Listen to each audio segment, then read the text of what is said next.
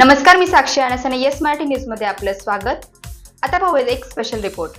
तुकोबांची गाथा ही सकारात्मकतेची किल्ली, हरिभक्त पारायण चेतन महाराज देगुलकर यांचे प्रतिपादन।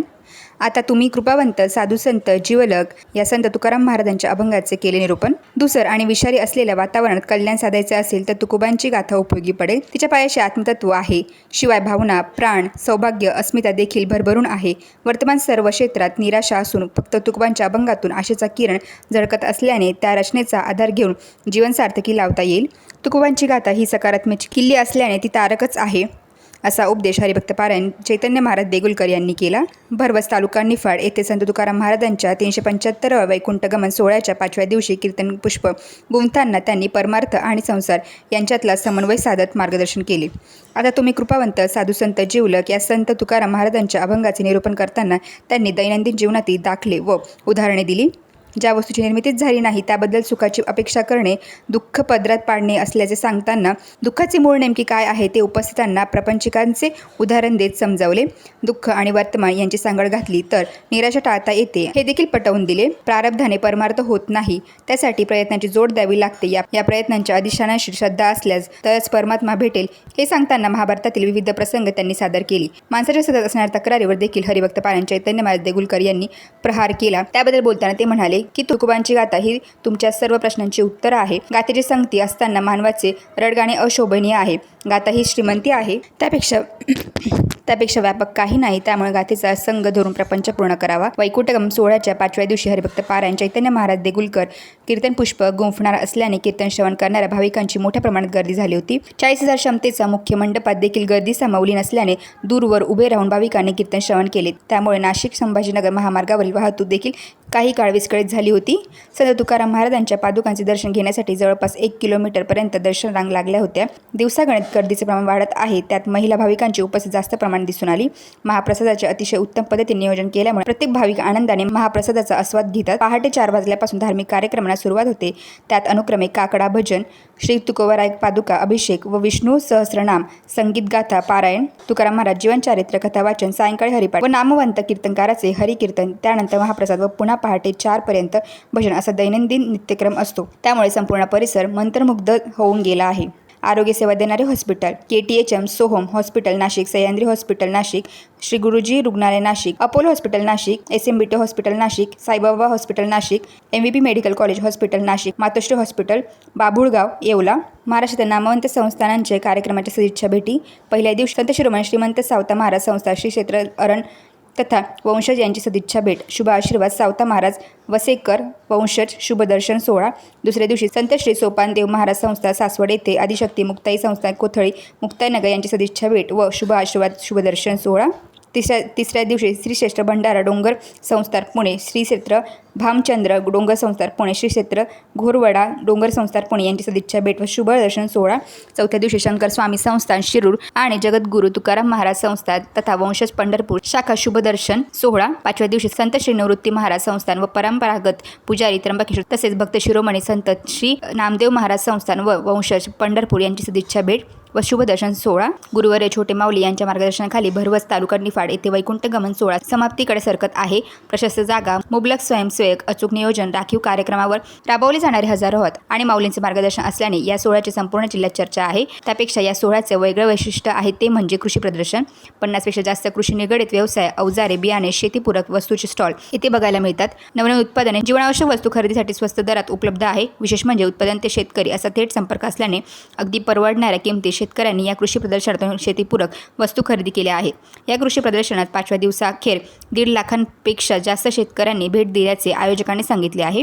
हे कृषी प्रदर्शन गुढीपाडव्याच्या दिवसापर्यंत सुरू राहणार असल्याचे, जास्तीत जास्त शेतकऱ्यांनी भेट द्यावी असे व नाममात्र दरात वस्तूची खरेदी करावी, ही संधी पुन्हा उपलब्ध होणार नाही असे आवाहन केले आहे।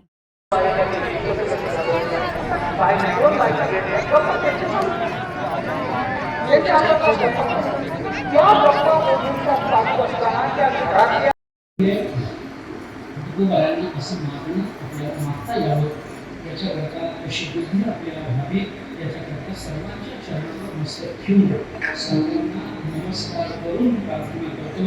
ज्ञानेश्वरी वाचा, याच्याशिवाय अजून थोडं सरकायला गेला, खाली पडला गमरेचं हाड मोडलं, माझा दृष्टांत संपला. बाबा त्याला दवाखान्यात न्यायला माझ्याजवळ आधी पुस्तक नाही, मला उशीर झाला, मरणाचा पडून मला काय करायचंय, सोडून द्या. गाथेची ज्ञानेश्वरीची वाट दावी करी धरोनिया हे संतांचं ब्रीद आहे मला. म्हणून प्रार्थना करतो, विनंती करतो, इतक्या मोठ्या संख्येने आपण उपस्थित आहात.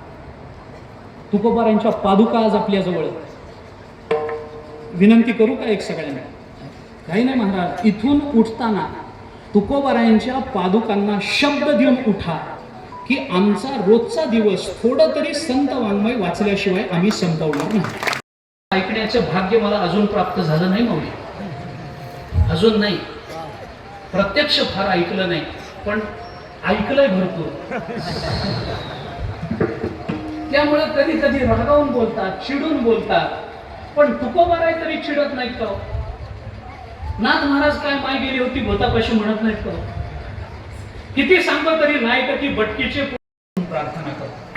10 ओव्या वाचा, 5 अभंग वाचा, 10-15 मिनिटं रामकृष्ण हरी म्हणा. मी जास्त वेळ घेत नाही. अहो 15 मिनिटं सोडून उरलेले 23 तास 45 मिनिटं तुमच्या मालकीचे महाराज.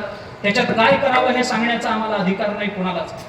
पण 15 मिनिटाची प्रार्थना करतो, याचना करतो, आपल्या चरणाला वारंवार विनंती करतो.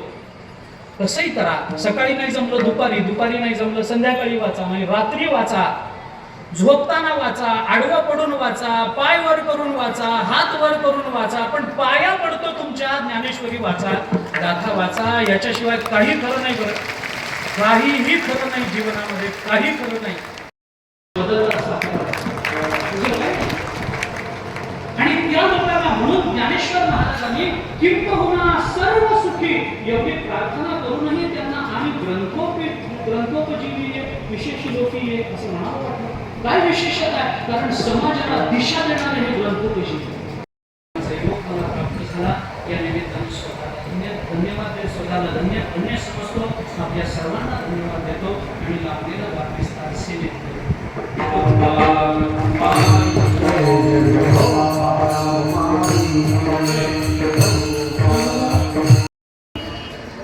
याला गवळ्याचं काम नाही. प्राण दिलेत महाराज, त्यांनी प्राण दिलेत.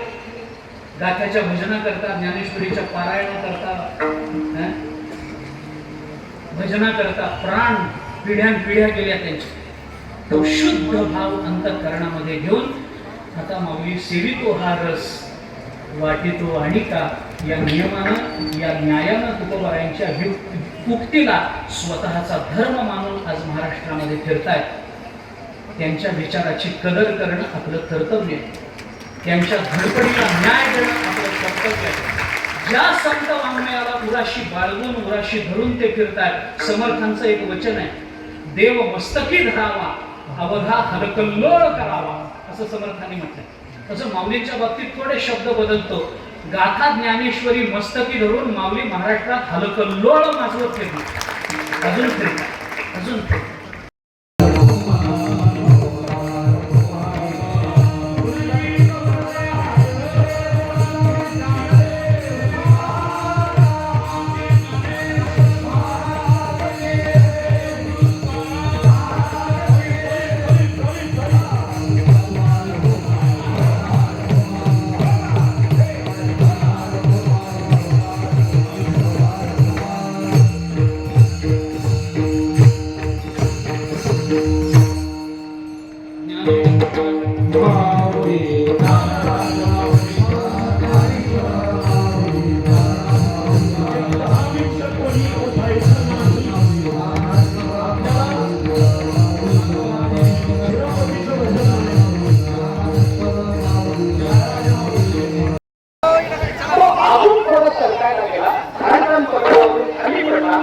गमरेचं हाड मोडलं, माझा दृष्टांत संपला.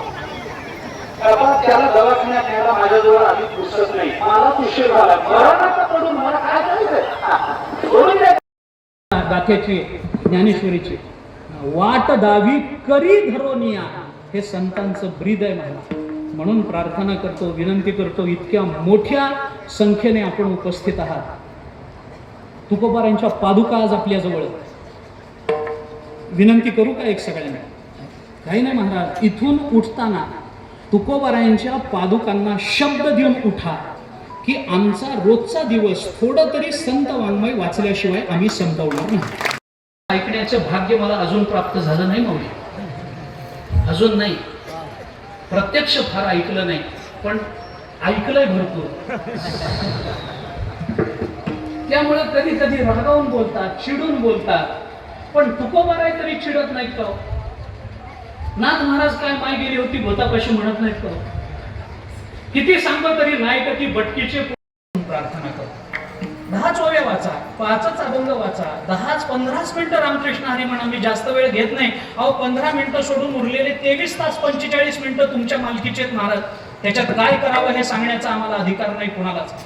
पण 15 मिनिटाची प्रार्थना करतो, याचना करतो, आपल्या चरणाला वारंवार विनंती करतो. कसंही करा, सकाळी नाही जमलं दुपारी, दुपारी नाही जमलं संध्याकाळी वाचा, म्हणजे रात्री वाचा, झोपताना वाचा, आडवं पडून वाचा, पाय वर करून वाचा, हात वर करून वाचा, पण पाया पडतो तुमच्या ज्ञानेश्वरी वाचा, गाथा वाचा. याच्याशिवाय काही खरं नाही. बरं, काहीही खरं नाही जीवनामध्ये, काही खरं नाही. आणि त्या लोकांना म्हणून ज्ञानेश्वर महाराजांनी किंबहुना सर्व सुखी एवढी प्रार्थना करूनही त्यांना आणि ग्रंथोपजीवी विशेष लोकी असं म्हणावं वाटलं. काय विशेषता आहे? कारण समाजाला दिशा देणारे हे ग्रंथोपजीवी. योग मला प्राप्त झाला, या निमित्ताने स्वतःला धन्यवाद देतो, स्वतःला धन्य समजतो, आपल्या सर्वांना धन्यवाद देतो आणि लाभलेला वादविस्तार सेवेत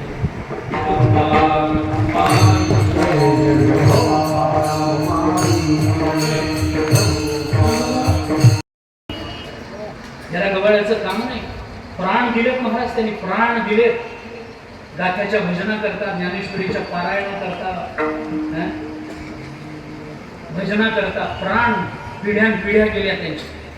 तो शुद्ध भाव अंतःकरणामध्ये घेऊन आता माऊली सेवितो हा रस, वाटितो आणि का या नियमानं, या न्यायानं तुकोबारायांच्या उक्तीला स्वतःचा धर्म मानून आज महाराष्ट्रामध्ये फिरतायत.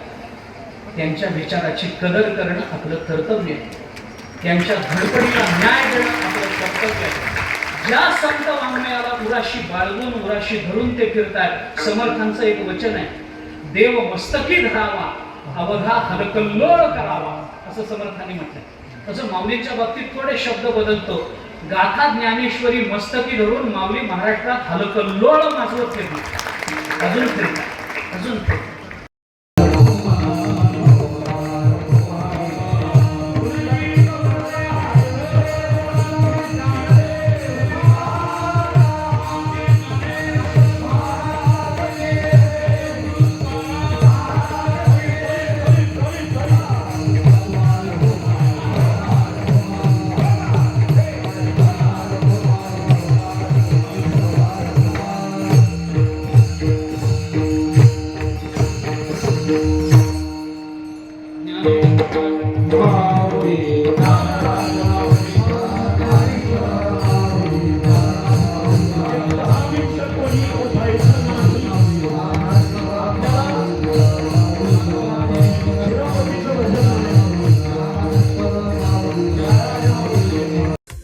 अशाच प्रकारच्या ताज्या घडामोडींसाठी येस मराठी न्यूज यूट्यूब चॅनलला शेअर करा, सबस्क्राईब करा, लाईक करा आणि पाहत राहा येस मराठी न्यूज.